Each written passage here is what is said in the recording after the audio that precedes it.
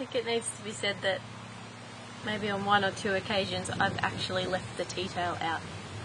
Intentionally? For you. Oh, thank you. That's beautiful. I didn't notice.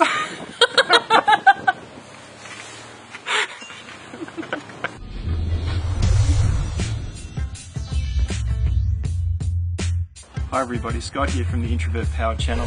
In this video with my wife and I, Hi.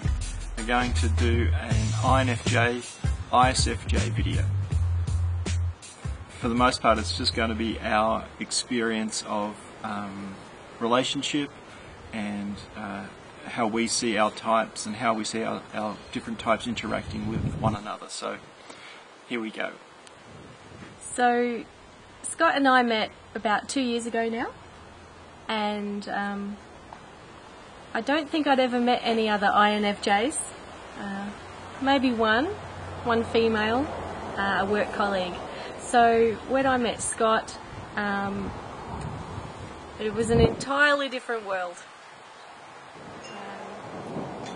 An amazing world of deepness, if that's even a word. I had a lot of learning to do, but it was also really encouraging to find out that I didn't have to stay on the surface anymore. So we've known each other 2 years, and at the beginning of our relationship, I think it's pretty safe to say that I didn't have any words. Scott would ask me a question and I wasn't able to answer, and that was the truth. Like, my actual answer was that there was nothing there to say. But that's probably because I'm asking questions that you're not used to. Absolutely. It's not that there's nothing there, it's just the questions sort of hit on an area that was unexplored, perhaps. Yeah, absolutely. Yeah. Like, if you had have asked me, what's your favourite colour or what's your favourite food, I could tell you. Mm-hmm. But if you asked me to explain why, then I'd have to think more. Mm-hmm. But then even the other why questions that you'd ask me, I was like, I don't know, because I've never had to think of it before. Like, other people that I communicated with didn't need to know that. It wasn't important to them. Yeah. And then when I learnt that it's not really about the words that I use, it's about the feeling behind it, I think that was really encouraging. What do you mean by that? Like, as I'm learning to use my words, it doesn't matter if I say the wrong thing or, like, don't make much sense. You see beyond that. It's like you understand the heart. I interpret what is trying to come out. Is that what you mean? Which is much appreciated. Yeah.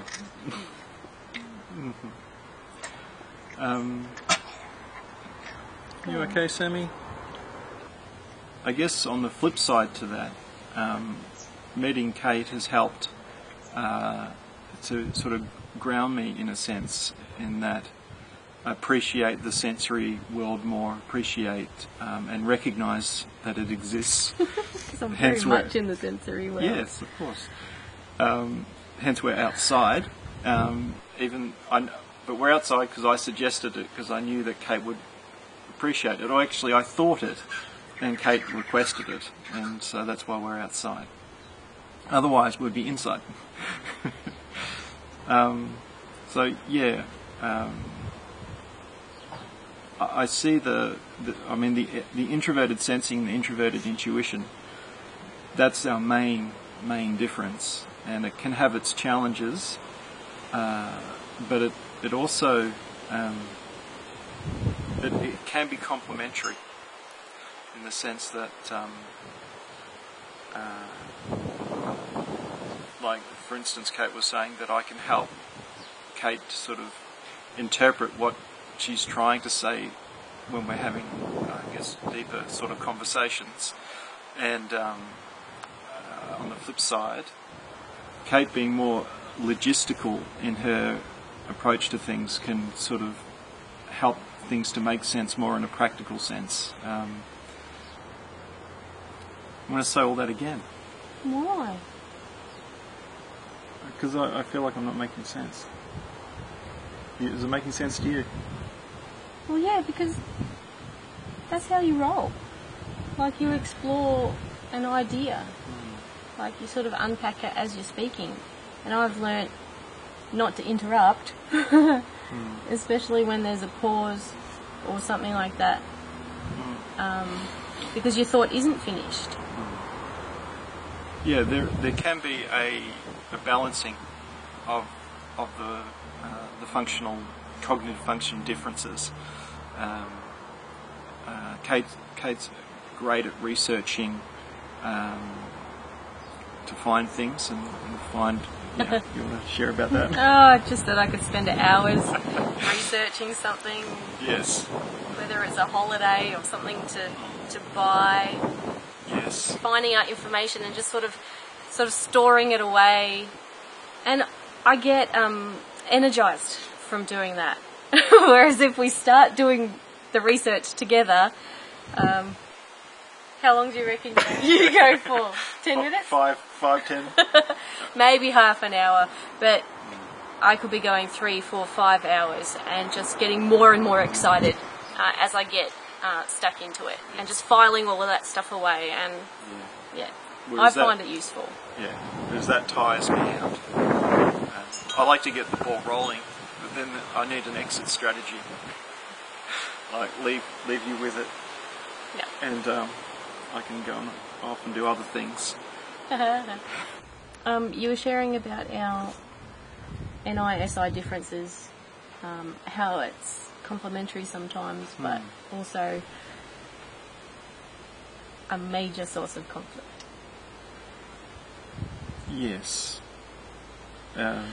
Probably worth mentioning, like the introverted feeling sort of harmony aspect is very much, I think, where we spend most of our time together, and keeping, like, there's a value, I guess, of just keeping things nice and comfortable and harmonious, and when we're both on and that's working, it can be a very lovely place for us to be. However, if one of us is having a moment, that it can kind of cause us to spiral a little bit, where one of our negative moods will impact the other, and then that will affect the other, and round and round and round it goes.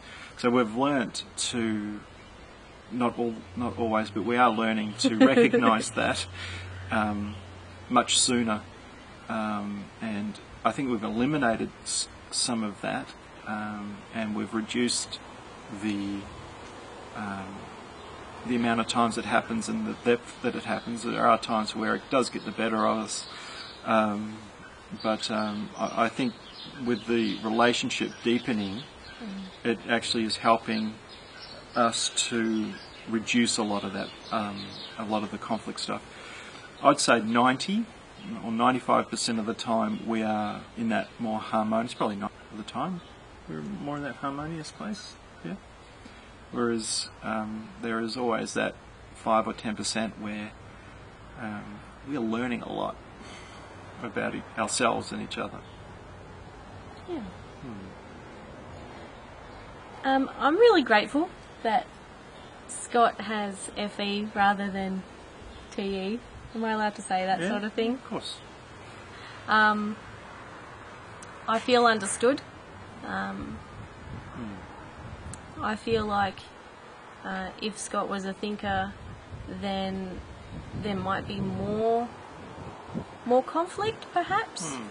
I think mainly because I would feel misunderstood. I'm assuming that the thinker would feel misunderstood, perhaps, or I'm not really sure how to put it, but I just want to say I appreciate your feeling side, and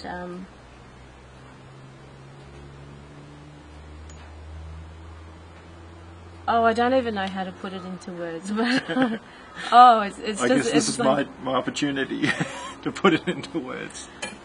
Yeah, I feel safe. It makes me feel safe, and it makes me feel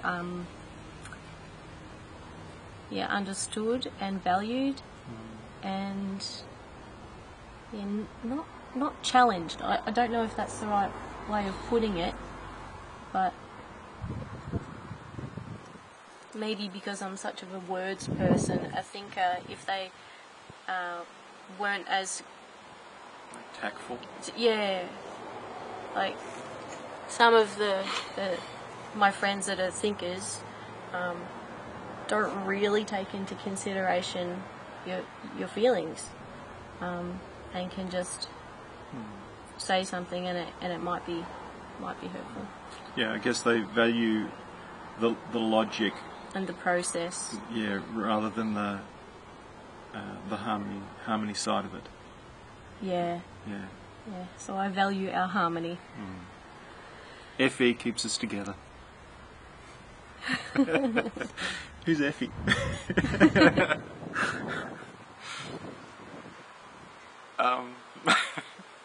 No embarrassment. Hey? That's Effie from Acropolis Now. Oh yeah, how embarrassing. Okay, so one thing I recognised in Kate pretty early on is her ability to see potential in people, which I think might not be a common thing for ISFJs or an unrecognised ability in ISFJs. I'm not quite sure, but Kate can sort of see the potential in people, I think, and promote that and nurture that in people. Notice that in your schooling and things like that. You sort of see beyond the obvious, which is a very good gift to have. I could even go as far as saying it sort of feels like my purpose. Which I think we share that purpose. Yeah. I think we just go about it in different ways. Yeah. Well, how do you go about it? Well, I teach high school students, so they're developing and getting to know themselves, and I'm a source of encouragement for a lot of them, like a parental figure, I guess you could say. Do spend a lot of time with these young people. I help them recognise their strengths and to build on that, and just to give them opportunities to try different things, and not just be who society or their parents say that they have to be.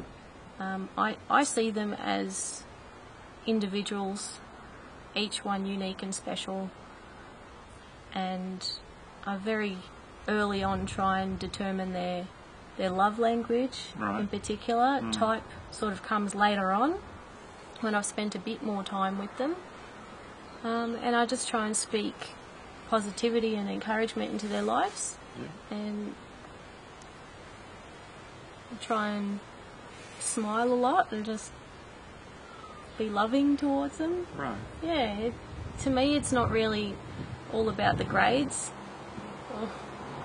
So it's not. In a sense, like when you're dealing with a difficult student, you're always aware of the why of it, not just the difficult behaviour that they're displaying. So you certainly notice that, but you're always aware of where it's coming from. And you kind of know the challenges that they are going through. Yeah. And in a sense, you lean towards that side more. Yeah. Just yesterday, I was down the street, and one of my students from last year rode up next to me on his bicycle and said hello. We had a nice little conversation, and you know, last year he was just really, like behaviourally, really troubled and like misbehaving in classes for people, but I took the time to get to know him, and we had a great little chat, and it was really special. And he was happy and smiling, and it's, oh, Yeah. that's what it's all about. That's what it's all about. Yeah, absolutely. Yeah. Yeah, I mean, I've noticed that your ability to develop connections with people, like, this town, everyone kind of knew who you were within six months or something like that. Yeah. And the community kind of involvement was a big part of who you are. Yeah, look, even though I'm an introvert, community is important to me, for short bursts at a time. Yeah. Getting out there and meeting people, helping people, making those connections. Yeah, I love it. Yeah. So you would help people in a different sort of way than I do. Yeah. How do you help people through your counselling? Yeah, I guess I do it in the environment, my helping environment is very different to yours. So mine is one-on-one or with a couple, just dealing with I guess the internal, more directly with the internal mechanisms of people. So where you sort of have a community emphasis, I guess, or even the classroom as a community of people. For me, I guess in the counselling room, it's about I do the same thing, or I notice the same things you notice, but from a more concentrated place, perhaps. So I see people's potential. I can see what I think they're trying to say, and kind of get an understanding of the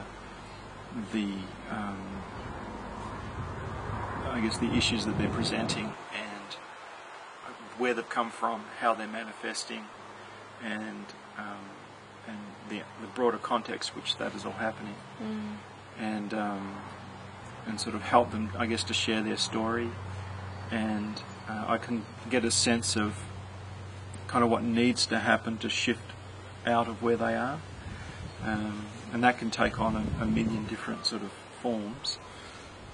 But essentially, I think a lot of what I do is help people to get to know themselves in a deeper way, and both what they're having difficulty with, but also who they really are. And I try to speak to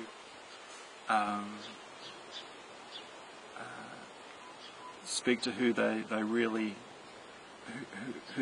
are deep within, if you like, and I try to speak into that part of them, even whilst talking about maybe the challenges or the pain or the difficulty that they're involved in. Because I think most people just want to be understood and known. Yep. And when you get it, that, I think, for a lot of people, there's healing in being God, being understood. Absolutely. And then that can sort of, from there, people can then move out of where they are. Because I think, I could go into a lot of things there, but I won't. I think we both understand the why. Like, we see what people are presenting, we see what people are saying and doing, but we have a curiosity about the why of it, and not judge. Yeah. Can I add something? Yeah, of course. I think Scott has a very special gift in just being able to read people, and you can't. I can't hide anything from him. He can pick up if I'm saying something but actually feeling something else. Like, he's got this amazing sort of radar that can, I don't know, is that where you get all your information from and put it all together? Is that your NI? Is that how that works? I think so. It's something that I just don't understand, it's uncanny. Yeah. And it makes me be really truthful. And would you say you appreciate it most of the time? Of course I do. I do, I really do. Yeah, yeah. I think Made it's me a better person. Yeah, okay. Yeah. I think it's NI and FE. It's like picking up the emotional content in the FE, but kind of channeling that through NI, where it's sort of picking up inconsistencies and things that are being said but are not being, the feelings not matching the words and all of that sort of thing. And that's sort of why it's, I think one of the other reasons that we work is because I think INFJs can pick up what I call noisy souls. People that have so much unprocessed material going on underneath, and they're presenting a part of themselves, but the INFJ is picking up all the other stuff that's going on. And I think for us, and I think we can all have that inner noise to some extent, but I think the reason we work is, as part of that harmony part of things, is that for most of the time there's no noise. At the beginning, that I had a lot of noise, and when you mentioned it, well, I didn't realise. Yeah. But you mentioned it, and that's I think when my journey started, really. Well, it sort of brings in the deeper. Enneagram stuff. So I'm an Enneagram type 2, the helper. Yeah. How do you... hang on, what were you saying about... Oh, at the start, yeah. Oh, let me say this first. I think at the start of things, start of the relationship and the connection, like, we were two people at a certain stage in our own journeys. And there's a saying that there's certain things you can't deal with until you're in relationship. It's not until those things come out. And I think that was very true for us. And I think it's what's been a real blessing for us is that those parts that needed to be worked on were complementary. Yeah. They actually, there was like that 90% harmony kind of helped create a foundation to deal with the unfinished business that we needed to work through to become better people, better individuals. And we both had, and to an extent still have, that stuff going on. And I think it's a testament to a successful relationship is that that 10% that's kind of problematic is healing, is resolving, is improving, and deepening the relationship. Yeah, we're always moving forward. Yeah. Yeah. Yeah. So, so you're saying that you're an Enneagram type 2, which is the helper. I'm the helper, and you're Enneagram type 4. Yes. So, is there, there's like ISFJs that are type 1s, that are type 2s, and other types. How do you feel Enneagram 2 informs your ISFJ-ness uniquely as a 2? Is there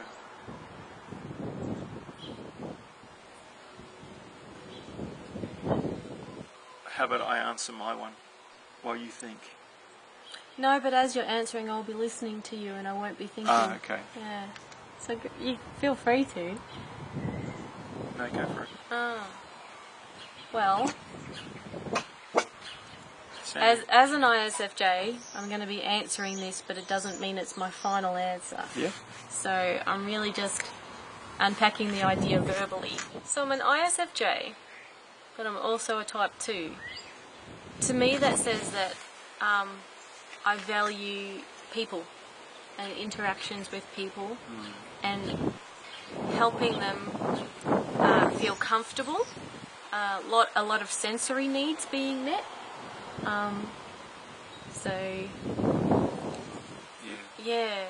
Just helping people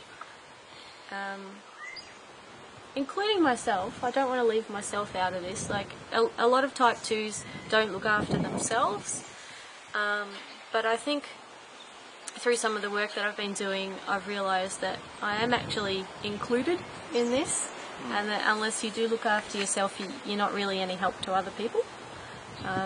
One thing I have learned is don't help people unless they actually want your help.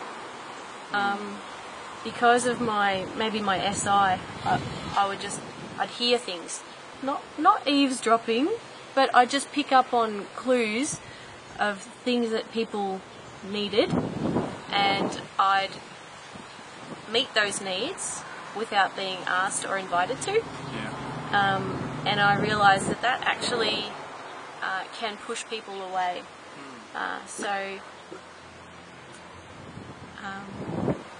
I've had to really sort of cut back on gathering that sort of information, or if it is received and filed away, leave it there, like save it. Right. Yeah, for if people actually want the help. Okay. Yeah, I think that's my answer. Why are you leaning away from me? Because I'm not sure. Okay, that's your answer for now. Yes. Yeah. Okay. So I'm a INFJ Enneagram Type 4, Wing 5, and I think it kind of highlights, like on one level, INFJs a rare type, and Type 4 male INFJs are just like, it makes it sort of even rarer. And I say the rareness in a, I guess, both a positive and a negative, because there is that sort of issue. There is that issue of sort of specialness and uniqueness that's going on there. But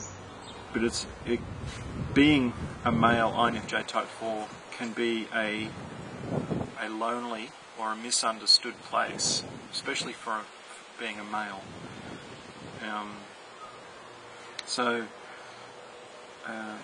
I guess it's like I think all types are. It can be a blessing and a curse, and it's very much about, for me, the Enneagram 4 sort of informs the emotional side of for me as an INFJ, in that intense, strong emotions are a part of my life. The good, the bad,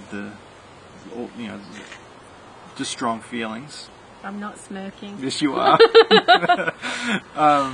And so I think it's interesting to note that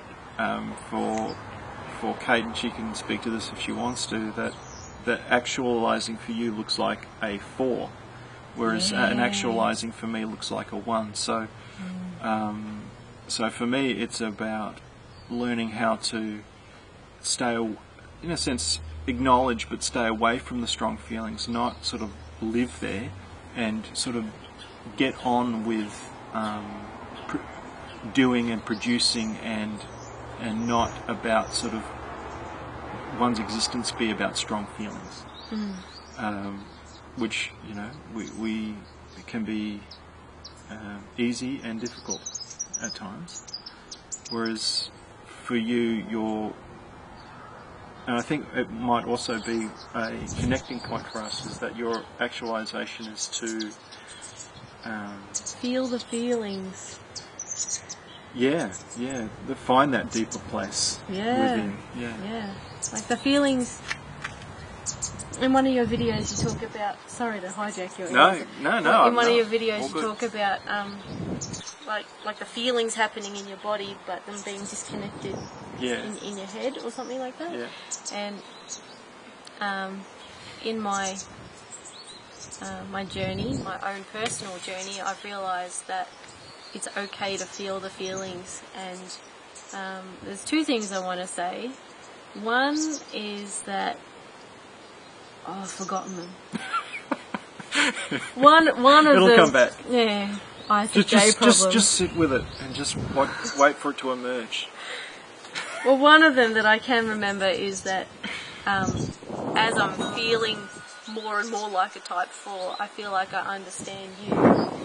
And I think that's really, really special. Oh, that's great. Yeah, I can't remember what the other one was. That was pretty important. It'll probably come back. Yeah. Maybe just how uncomfortable it actually does feel. And finding your way down there. Yeah. It's like breathing underwater. Yeah. It's easy. It's pretty cool once you're down there though. But I do need to come back up to the sensory world just to It's interesting refill. that, you know, you're talking about, well, I'd ask a question and there'd be nothing there. No, sorry, you couldn't locate or recognise anything there because stuff was there. It was just you're learning to discover it. Yeah. For me, I guess moving to a 1, it's kind of like finding that place. It's that kind of equilibrium of stillness. You know, so it's sort of like becoming like that, not being driven by the emotion. And yours is about finding and connecting to the emotion. Yes. So we kind of help each other. Yeah. Actually, there is something that I wanted to mention. Okay. Yeah. About eye contact.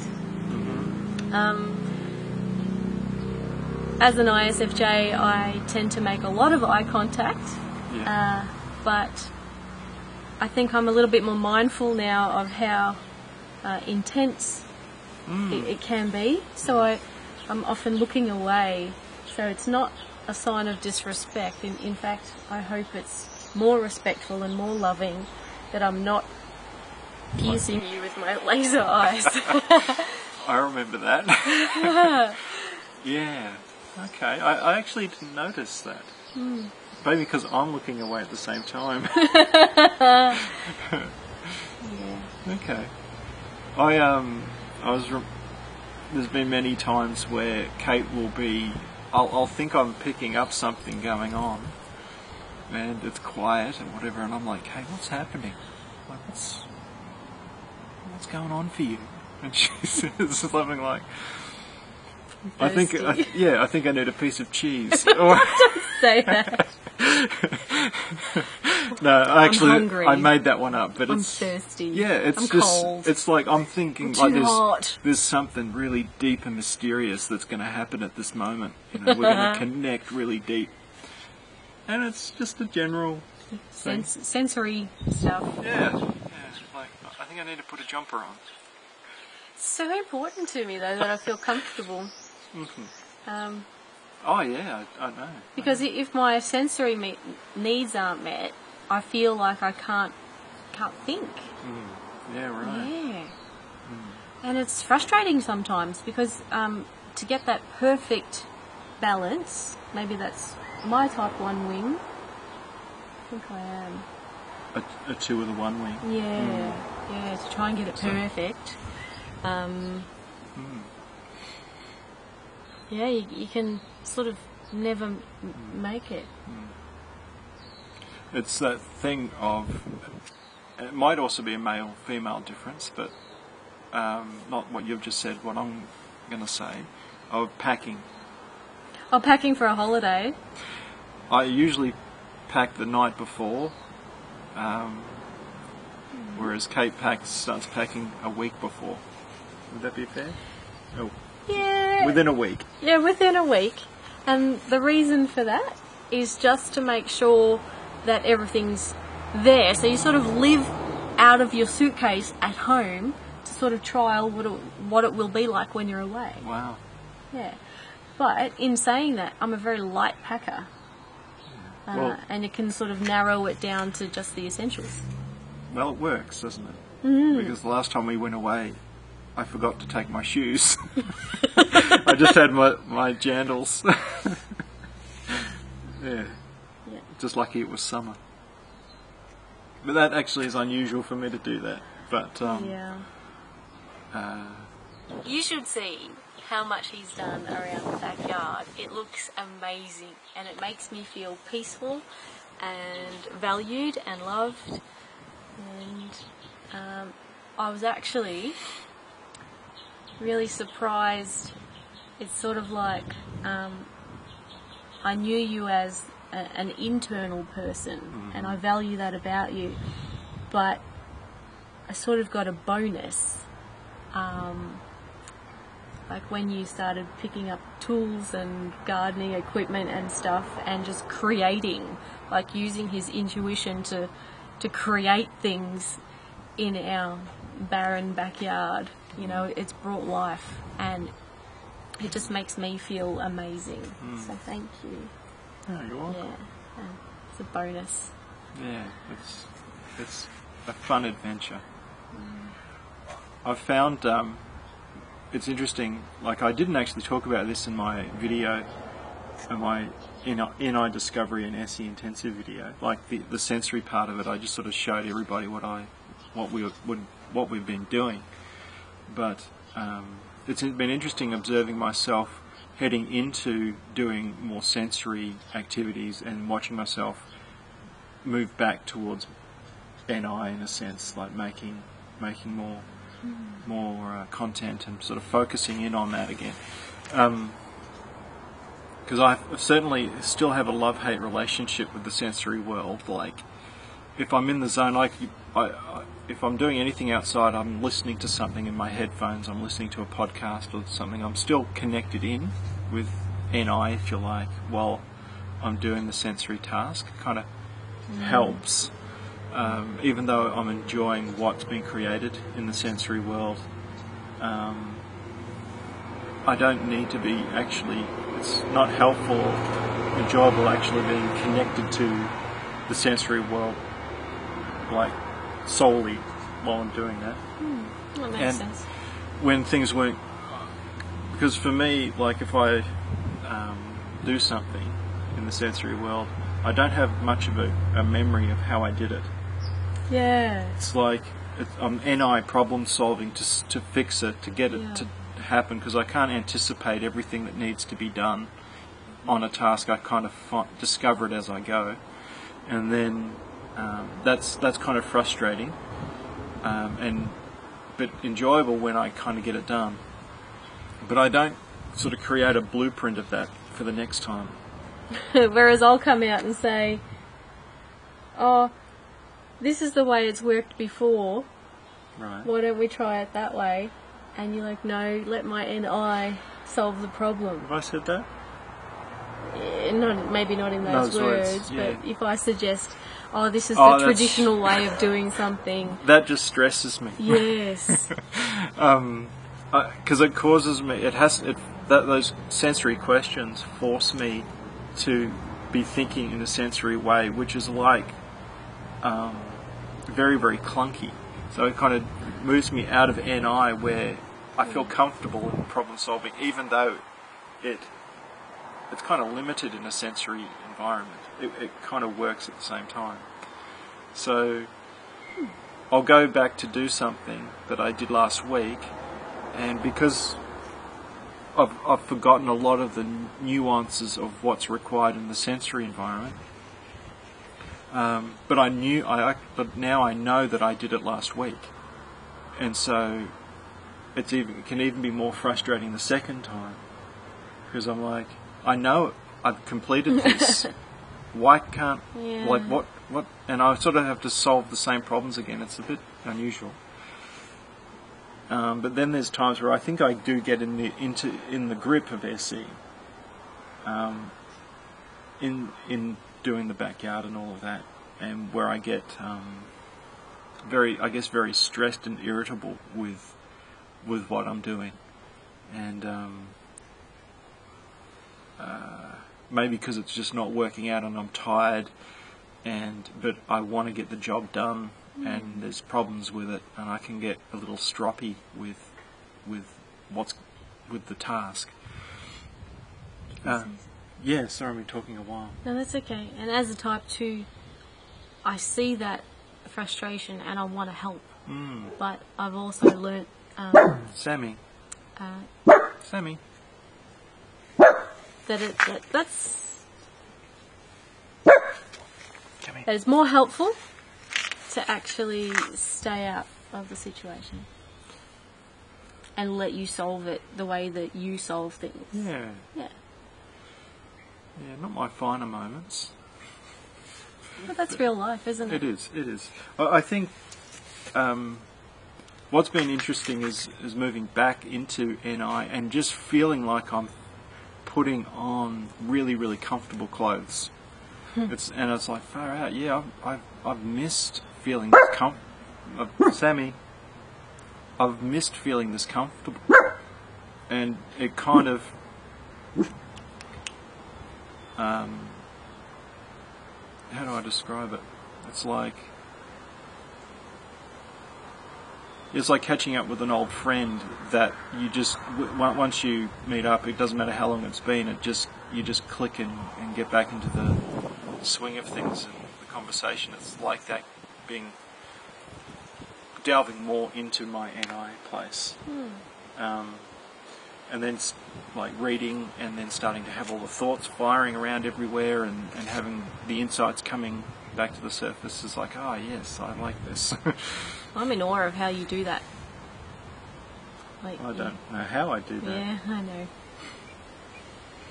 Yeah. I think maybe just a by-the-by comment that I think it's a joy when INFJs discover their NI consciously,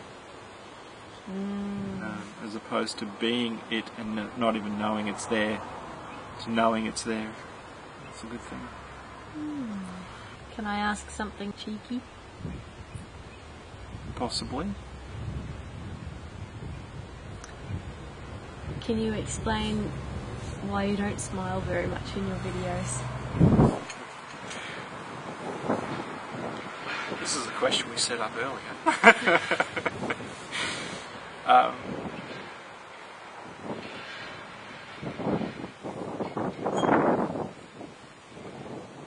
I think it's on one level I think it's straightforward, although I know for viewers it could be a frustration. I find it really hard emoting to a camera, essentially. And I think it's because I'm trying to be in my NI, in the sense of trying to deliver the information and trying to gather deeper information while making the video. And so I'm focusing in on NI when I'm making the video, and I'm trying to convey that information. But and if I'm with another person, that FE is switched on, like in this video. But on camera, it's just like it's cut off, and I can even know that I'm doing that, and I can't not do it. I know that I'm not FEing, and but I can't turn it on because I'll feel fake. I feel like I'm trying to entertain and sell an idea rather than just provide information. And it's probably something I need to work on so that I can be a bit more emotive, but it feel natural. And it's been a challenge, yeah, because I want to deliver the best content, and I guess that's what I think of myself more as a educator than an entertainer. And so you should. Yeah. Some videos I try and be entertaining and to try to keep people interested in the content, with editing stuff and keeping things condensed and all of that. But for the most part, I want to deliver good information. You're smiling. Because I understand what you're saying. Yeah. So I'm going to try harder. But it has to feel natural or I won't do it. Yeah. What do you I'll ask you a question now. What do you think See the fear in my eyes when he's about to ask me a question.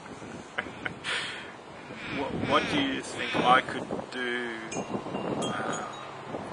better to improve relationship.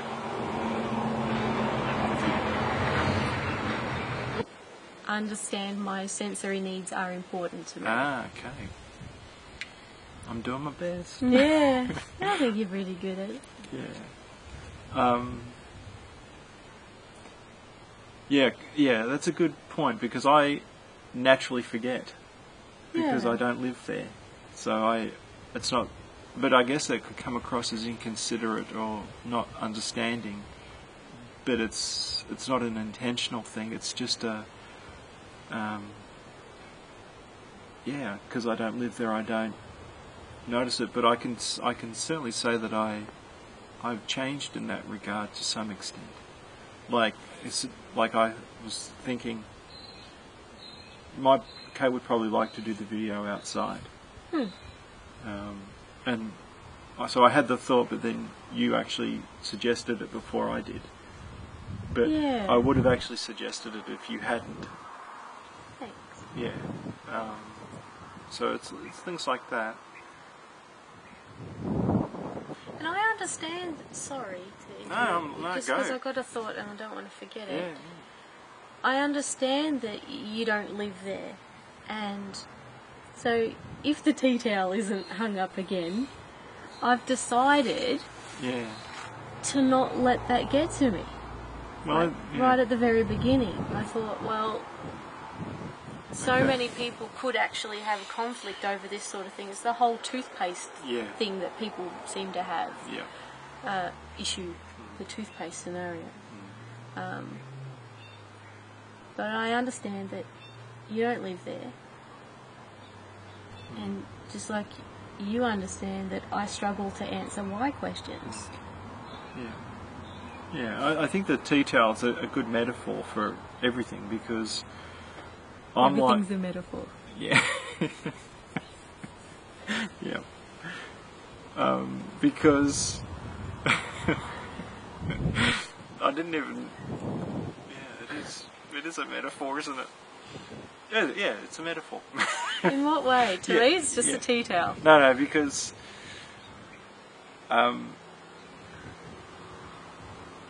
like for you, the tea towel lives on the hanger, whereas I'm like, it lives wherever I've finished using it, because like my thinking is like, not even that it's conscious. Why put it back on the hanger? Because I'm just going to have to take it back off the hanger again. So it's like doubling the workload, you know.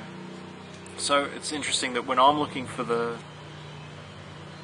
I'll be in the kitchen looking for the tea towel on all the tables, and it's on the rack.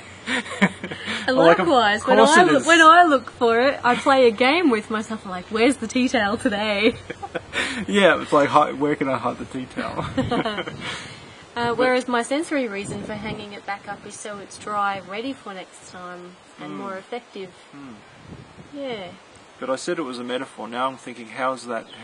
What did I mean by that? Oh, yeah.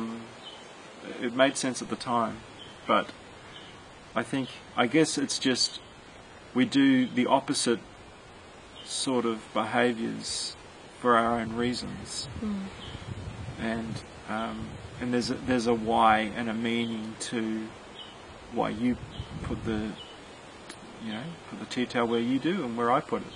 And there are times where I'll be like, well, this is, I think, just husband and wife stuff, where I'm like, I've finished with the tea towel, and I catch myself going, Kate would appreciate this if I put the tea towel back on the rack. And there's a kind of a resistance, because it's natural for me to kind of use it and plonk it wherever I finish using it. Even though I think I'm a clean person, it's just those sorts of little things. Yeah. So it's like now I'll put it back on the rack because I know that you like it on the rack, but I don't always think of it. And that's those sorts of little things that are harmonizers. Do you think that's the key to success in relationships? Oh, here we go. The tea towel theory, everybody, is about understanding why people do things that the way that they do, Yeah. and not trying to change them, but Yeah, appreciate the differences. absolutely. Yeah. I think it's so true that the MBTI is helpful at identifying where people are just going to gel and where people are going to have some growth areas. So where our growth area is definitely S and N, the sensory versus intuitive, whereas like opposite types, there's not a lot of harmonizing or gelling. There's a lot of things that aren't harmonious and cause a lot of conflict. And so the closer, like it's almost like there's truth in finding somebody who matches. The more the MBTI matches, there seems to be the less conflict. Does that make sense? Yeah, I'm just getting a bit emotional thinking about people that are struggling with opposite types.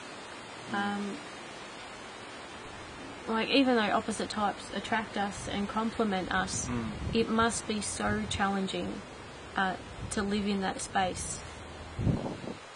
Yes. Yeah. A lot of hard work. Yeah, but rewarding, I imagine.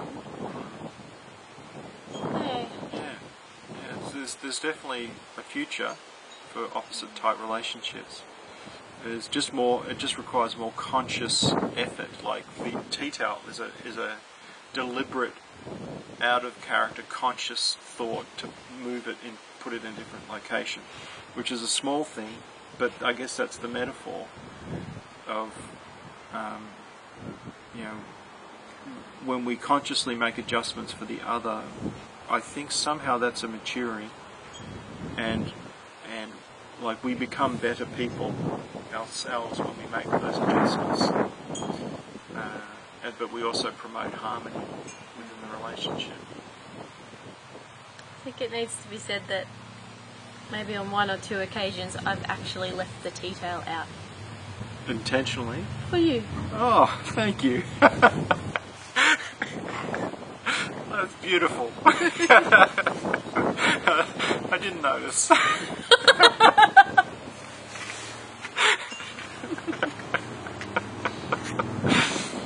Oh dear.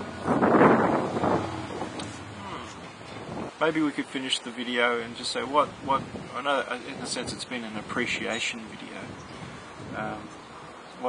I guess any final thoughts?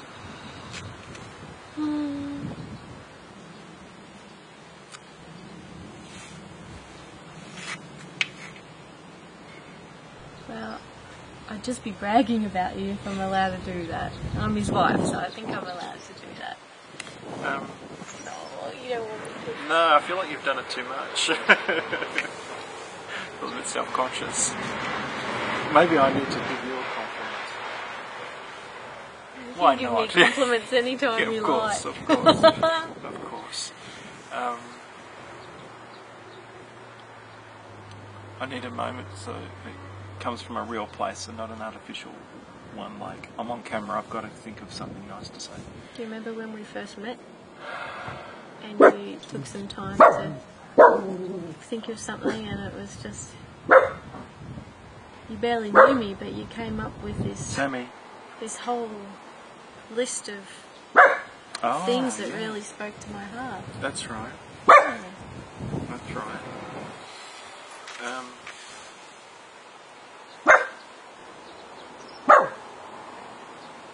Alright, okay. Sammy, come here. Good boy.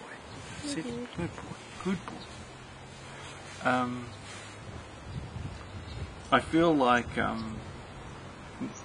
Jack Nicholson at the dinner table when he's like being asked, this isn't happening, but this is just where my mind's going, when he's asked to give a compliment to Helen Hunt? Helen Hunt. Yeah, Sammy.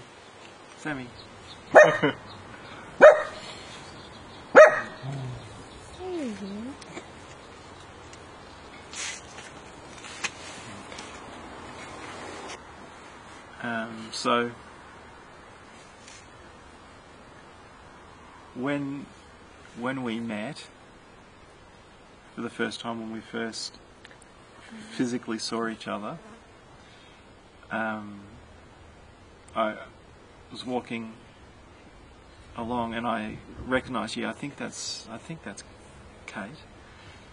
And you ran a little bit and jumped into the meeting place. And I didn't know why you did it, because you were saying that that's where the garden that we said would meet at used to be, and so you're like, this is the garden. But I just saw that sort of free kind of spirit, like that sort of, there was a freedom and a happiness, and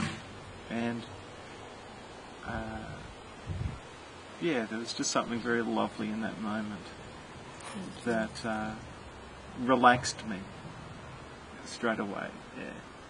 Received. Okay. Thank you, Scotty. You're welcome. If you've got to the end of the video, thank you for watching, and I hope that maybe this gives some insight, not necessarily typical INFJ, ISFJ information, but certainly information from our experience and perspective. And we've tried to make it as natural as possible to sort of bring out the nuances, and we appreciate you watching the video, and we shall see you in another video.